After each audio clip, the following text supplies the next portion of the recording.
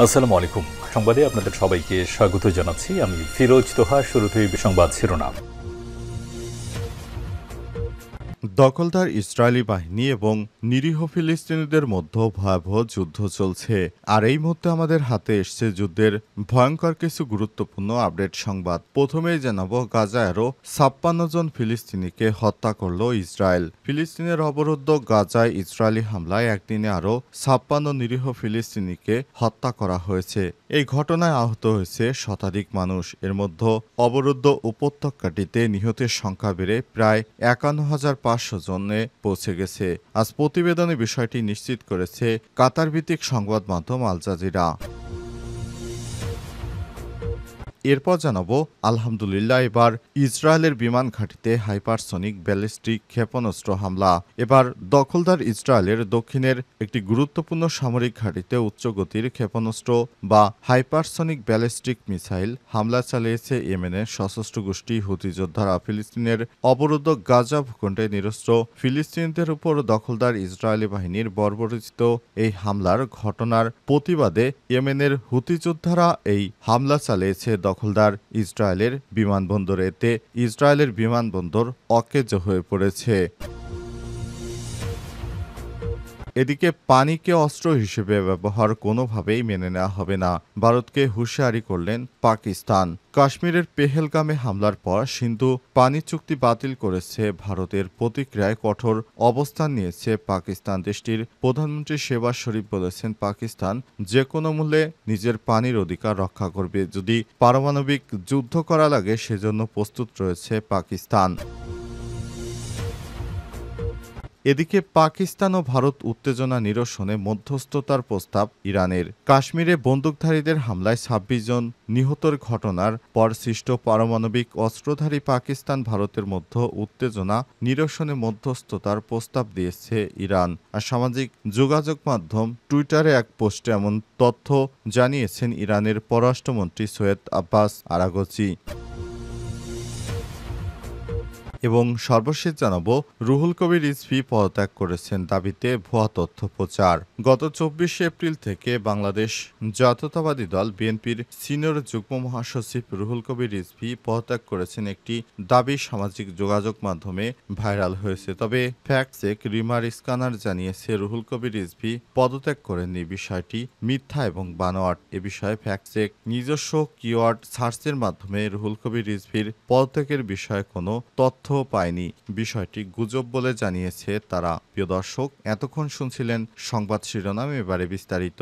তবে তার আগে বন্ধুরা, অনুরোধ থাকবে এই সংবাদটিতে একটি লাইক দিন। এই চ্যানেলে আপনি নতুন হয়ে থাকলে আমাদের সংবাদটি দেখতে দেখতে চ্যানেলটি সাবস্ক্রাইব করে রাখুন। কমেন্ট করে বন্ধুরা আপনার মূল্যবান মতামত জানিয়ে দিন আপনি বিশ্বের কোন দেশ থেকে বা বাংলাদেশের কোন স্থান থেকে আমাদের সংবাদটি দেখছেন এবং শুনছেন। আর বন্ধুরা, গাজা যুদ্ধে আপনি যদি নিরীহ ফিলিস্তিনিদের ভালোবেসে থাকেন, কমেন্টে ইয়েস লিখে বিশ্ববাসীকে জানিয়ে দিন। সংবাদটি আপনার সোশ্যাল মিডিয়া ফেসবুকে বন্ধুদের মাঝে শেয়ার করে দিন। এবারে বিস্তারিত।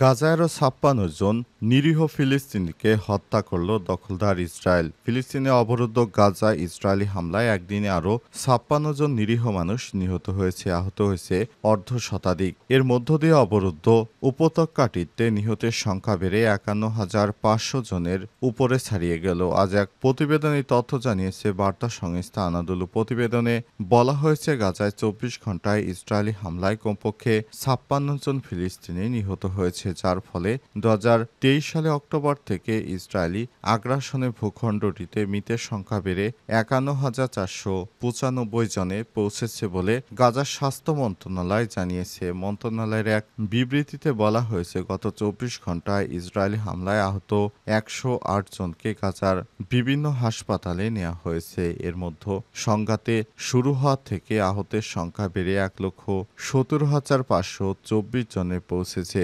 অনেক মানুষ এখনও ধ্বংসস্তূপ স্তূপের নিচে এবং রাস্তায় পড়ে থাকলে উদ্ধারকারীরা তাদের কাছে পৌঁছাতে পারছে না। 2023 সালের 7 অক্টোবর দক্ষিণ ইসরায়েলে হামলা চালায় ফিলিস্তিনি প্রতিরোধ আন্দোলন হামাস। এদিন তারা 1200 মানুষকে হত্যা করে প্রায় 251 জনকে জিম্মি করে নিয়ে যায়। হামাসের হামলার প্রতিশোধে ওই দিন থেকেই গাজায় অভিযান শুরু করে ইসরায়েলি সেনাবাহিনী। আর 15 মাসের বেশি সময় ধরে টানা অভিযান চলাকালের পর যুক্তরাষ্ট্র ও অন্যান্য মধ্যস্থতাকারীদের দেশের চাপে গত 19 জানুয়ারি থেকে গাজায় যুদ্ধবিরতি শুরু হয়েছিল, কিন্তু বিরতির 2 মাস শেষ হওয়ার আগেই গত 18 মার্চ থেকে ফের গাজায় সামরিক অভিযান শুরু করে আইডিএফ। দ্বিতীয় দফায় অভিযানে গত 38 দিনে গাজায় নিহত হয়েছে 2060 জন এবং আহত হয়েছে 5375 জন নিরীহ ফিলিস্তিনি।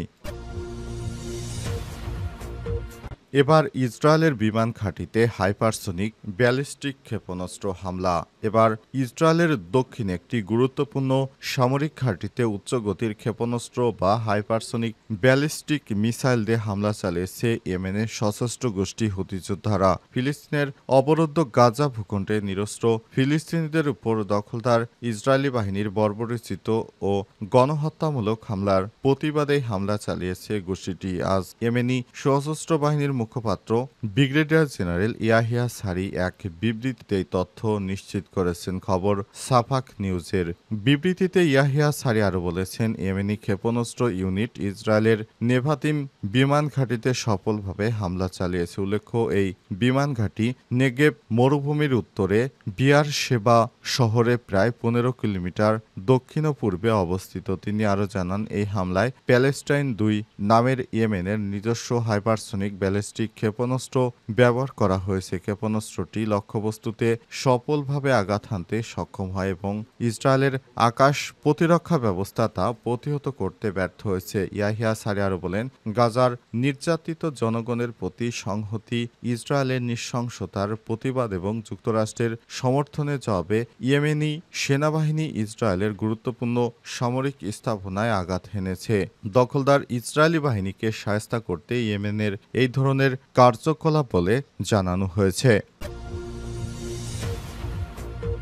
পানিকে অস্ত্র হিসেবে ব্যবহার করলে কোনোভাবেই মেনে নেওয়া হবে না, ভারতকে কঠিন হুঁশিয়ারি দিলেন শেহবাজ শরীফ। কাশ্মীরে পেহেলগামে হামলার পর সিন্ধুর পানি চুক্তি বাতিল করেছে ভারতের প্রতিক্রিয়ায় কঠোর অবস্থান নিয়েছে পাকিস্তান। দেশটির প্রধানমন্ত্রী শেহবাজ শরীফ বলেছেন, পাকিস্তান যে কোনো মূল্যে নিজের পানি রক্ষা করবে। আর জিও নিউজের খবরে বলা হয়েছে, ইরানের নবনির্বাচিত প্রেসিডেন্ট মাসুদ পেজেশকিয়ানের সঙ্গে টেলিফোনে আলাপের সময় পাকিস্তানের প্রধানমন্ত্রী হুঁশিয়ারি উচ্চারণ করেছেন। তিনি আরও বলেছেন, পানিকে অস্ত্র হিসেবে ব্যবহার কোনোভাবেই মেনে নেওয়া হবে না, পাকিস্তান যে কোনো মূল্যে নিজের অধিকার রক্ষা করবে। আলাপকালে শেহবাজ শরীফ আরও বলেন, সন্ত্রাসবাদের বিরুদ্ধে পাকিস্তান দৃঢ় অবস্থানে রয়েছে। পেহেলগামে হামলার প্রসঙ্গে তিনি স্পষ্ট করে বলেন, এই হামলার সঙ্গে পাকিস্তানের কোনো সরাসরি বা প্রত্যক্ষ পরোক্ষ সম্পর্ক নেই, বরং 2 দশকের সন্ত্রাসবাদের বড় শিকার হয়েছে পাকিস্তান। প্রাণ হারিয়েছে হাজার হাজার মানুষ এবং দেশটি বড় ধরনের অর্থনৈতিক ক্ষতির সম্মুখীন হয়েছে। পেহেলগামে হামলার ঘটনার নিরপেক্ষ তদন্তের জন্য প্রস্তুতির কথাও জানান প্রধানমন্ত্রী শেহবাজ শরীফ। একই সঙ্গে উত্তেজনা কমাতে এবং শান্তি বজায় রাখতে পাকিস্তানের সাধারণ জনগণের প্রতি তিনি আহ্বান জানিয়েছেন। এই হামলার সঙ্গে পাকিস্তানের কোনো সম্পর্ক নেই। পেহেলগামের ঘটনার নিরপেক্ষ তদন্তের জন্য প্রস্তুতির কথা জানান প্রধানমন্ত্রী শেহবাজ শরীফ। একই সঙ্গে উত্তেজনা কমাতে শান্তি বজায় রাখতে পাকিস্তানের প্রতিশ্রুতির কথা পুনর্ব্যক্ত করেছেন তিনি। আরও বলেন, পাকিস্তান এই অঞ্চল জুড়ে শান্তি চায় এবং ইরান যদি এ বিষয়ে ভূমিকা রাখতে চায় তবে পাকিস্তান তাকে স্বাগত জানাবে। কাশ্মীর প্রসঙ্গে শেহবাজ শরীফ আরও বলেন, পাকিস্তান সবসময় কাশ্মীরি জনগণের ন্যায্য আত্মনিয়ন্ত্রণের দাবির পাশে থাকবে এবং জাতিসংঘের গৃহীত প্রস্তাবের ভিত্তিতে তাদের সমর্থন দিয়ে যাবে। উল্লেখ্য, 1989 সাল থেকে ভারত শাসিত জম্মু ও কাশ্মীরে বিদ্রোহ চলছে।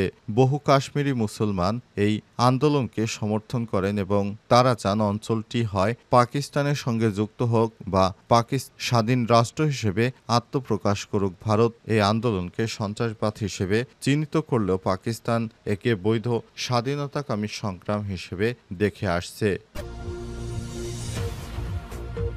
বিএনপির সিনিয়র যুগ্ম মহাসচিব অ্যাডভোকেট রুহুল কবির রিজভী পদত্যাগ করেছেন। এ বিষয়ে একটি সংবাদ গত ২৪শে এপ্রিল থেকে প্রচারিত হচ্ছে সামাজিক যোগাযোগ মাধ্যমে। তবে ফ্যাক্ট চেক বা রিমার তথ্য যাচাইকারী প্রতিষ্ঠান রিমার স্ক্যানার তাদের প্রতিবেদন থেকে জানিয়েছে বিএনপির সিনিয়র যুগ্ম মহাসচিব অ্যাডভোকেট রুহুল কবির রিজভী পদত্যাগ করেননি। তার পদত্যাগের দাবিতে মিথ্যা ও ভিত্তিহীন সংবাদ প্রচার করা হয়েছে, যা বিভিন্ন ওয়েবসাইট এবং বিভিন্ন সংবাদ মাধ্যম থেকে তারা যাচাই বাছাই করে বিষয়টি নিশ্চিত করেছে। তারা জানিয়েছে ফ্যাক্ট চেক বা রিমার স্ক্যানার সরাসরি জানিয়েছে যে এ বিষয়টিতে বিএনপি সিনিয়র যুগ্ম মহাসচিব অ্যাডভোকেট রুহুল কবির রিজভী পদত্যাগ করেননি। তার নামে মিথ্যা ও বানোয়াট তথ্য প্রচার করা হয়েছে সামাজিক যোগাযোগ মাধ্যমে। এ বিষয়ে রুহুল কবির রিজভীর সঙ্গেও ফ্যাক্ট চেক প্রতিষ্ঠানের কথা হয়। সেখান থেকে জানা গেছে যে বিএনপির সিনিয়র